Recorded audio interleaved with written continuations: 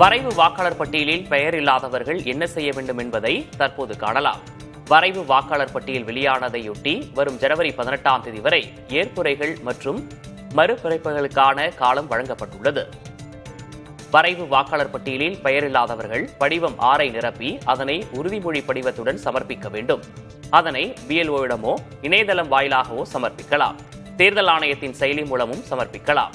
அதேபோல் வெளிநாட்டு வாழ் வாக்காளர்களாக பதிவு செய்ய படிவம் 6A-வையும் வாக்காளர் பட்டியலிலிருந்து பெயர் நீக்கம் செய்ய படிவம் 7ஐயும் நிரப்பி சமர்ப்பிக்க வேண்டும். வாக்காளர் விவரங்கள் புதுப்பிப்பு அல்லது திருத்தத்திற்கு படிவம் 8ஐ நிரப்பி சமர்ப்பிக்க வேண்டும்.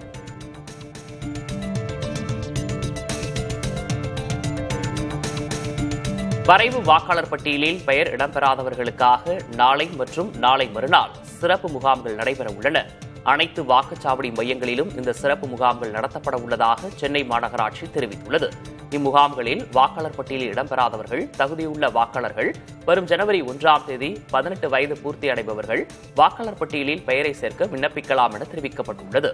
மேலும் சம்பந்தப்பட்ட தொகுதிக்குட்பட்ட மாநகராட்சி மண்டல அலுவலகத்தில் உள்ள வாக்காளர் பதிவு அலுவலரிடமும் உரிய படிவங்களை நிரப்பி விண்ணப்பிக்கலாம் எனவும் சென்னை மாநகராட்சி தெரிவித்துள்ளது.